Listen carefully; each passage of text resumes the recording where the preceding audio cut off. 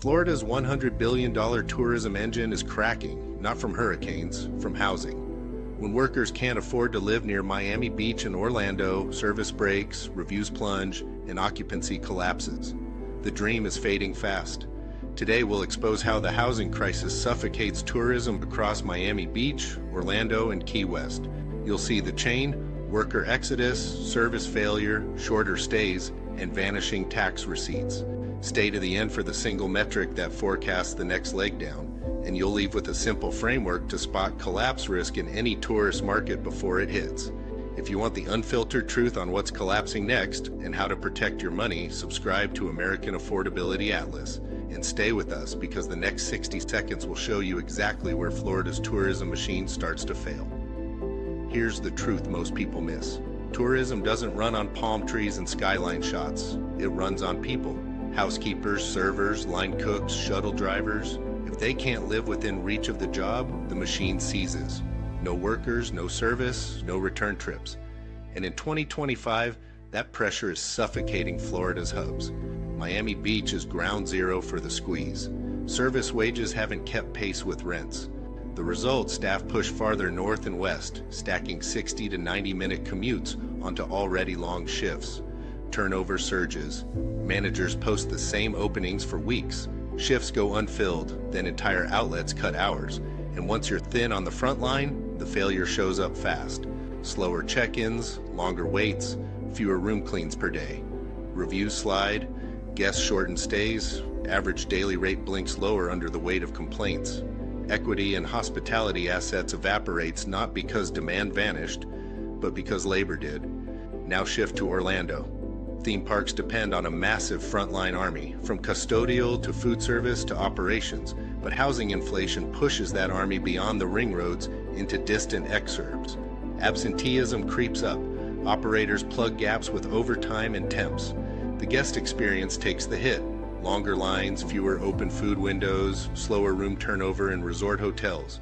Parents who saved for the trip of a lifetime leave with a sour aftertaste. They spend less per head, they don't book the extra night, and they don't come back next year. Ticket hikes can't compensate when service quality craters. That's how a seemingly unstoppable destination starts bleeding under the surface. Key West is the third pressure point. Supply is brutally limited, land is finite, and costs are extreme. Seasonal staffing used to limp through with dorms and roommate roulette. But when rents jump again, the math fails. Employers can't house enough staff, workers bail mid-season. Businesses reduce hours or close midweek.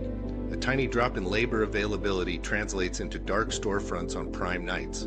Tourists notice empty chairs and slower bar service, and they broadcast it in real time. In a market with high fixed costs and thin slack, even a modest staffing shortfall triggers an experience collapse. The data spine behind this is simple and brutal. Compare frontline wages to median rent near job centers. Watch commute times creep quarter by quarter. Track job postings that sit unfilled and the overtime spikes that patch holes. Those are operational stress signals, and they map directly to what travelers feel in the lobby and on the sidewalk. The consequence chain is mechanical. Thin staffing forces slower service. Slower service drags review scores. Lower reviews compress length of stay and push last-minute cancellations. Once stays shorten, average nightly rates face pressure because hotels can't defend premium pricing with visible service gaps. More rooms sit empty during the week. Investors try to buy time with discounts, but discounting can't fix a labor choke. If anything, it attracts guests who are price sensitive and less forgiving, imprinting lower expectations into the comp set. The biggest mistake? Assuming raw demand protects margins. It doesn't. Labor capacity is the choke point. You can pack planes and still destroy profitability if you can't clean rooms or staff kitchens. The shortcut nobody teaches: set a hard threshold for wage to rent. When it breaches, service reliability cracks next. In Miami Beach, it's already cracking. In Orlando, it's grinding. In Key West, it's snapping. Once the front line thins, hotels blink first. Occupancy weakens beyond weekends. A DR cut spread from midweek into shoulder seasons. And that's where the crash accelerates. Now the blink. Occupancy backs off the edges first. Weekends still look alive, but midweeks hollow out. You see the tell? Deeper last-minute discounts, broader promo codes, and kids eat free packages that quietly slash effective rates. Average nightly rates buckle, and with occupancy sliding, more rooms sit empty. The result, investors hemorrhage cash month after month. Miami Beach shows the pattern in plain sight. Friday and Saturday hold, but Tuesdays and Wednesdays are ice cold. Cancellations climb inside the penalty window, so revenue managers carpet bomb with offers to fill gaps. It doesn't work when reviews are already dragging. You can't charge premium beachfront prices for a sub-premium experience. Nightly rates collapse faster than managers admit on earnings calls, and once comparable properties fire sale, the whole comp set resets lower. That's how equity evaporates without a single headline about demand. Orlando's shock hits through groups. Conventions hesitate, rebook shorter, or split blocks across cheaper suburban hotels. Parks lift ticket prices, but per guest spend slides because lines are longer, food points are closed, and guests abandon add-ons. Hotel F&B revenue thins, resort fees meet resistance, and upgrades sit unsold. You're left with rooms that technically sell, but only after stacking discounts and loyalty points, leaving too many rooms empty on the days that matter. Meanwhile, operating costs climb because you're plugging staffing holes with overtime. Margin implodes from both directions. Key West is the razor's edge. Inventory is limited. Fixed costs are high.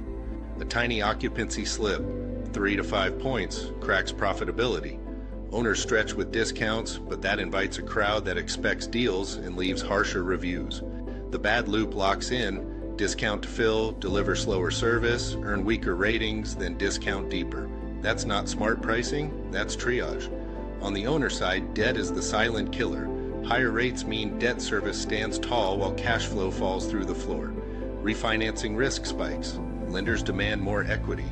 Owners can't plug the hole, so they list. Forced sales print brutal comps that reset valuations for everyone on the block. One distressed trade becomes the anchor dragging entire neighborhoods underwater. In the state, receipts shrink. Occupancy taxes fall with every vacant room and every discounted night. Sales taxes retreat as per guest spend drops. Restaurant closures erase payrolls. Municipal fees tied to tourism slip. The machine that once fed on excess is now starving on scarcity. This is what happens when labor affordability breaks first. The revenue collapse is the echo. Once receipts falter, the next phase is fiscal. Budgets tighten, projects pause, and the experience decays further.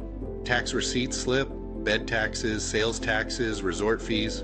Municipal gaps hit beach renourishment, policing, transit, and sanitation. That decay shows up in photos and reviews, pushing demand lower again. The fix isn't marketing, it's affordability. Your playbook: monitor wage to rent, watch occupancy and ADR cuts, and track length of stay. When those bend together, exit early or avoid exposure. If frontline wage to median rent breaches a hard threshold, service collapses first.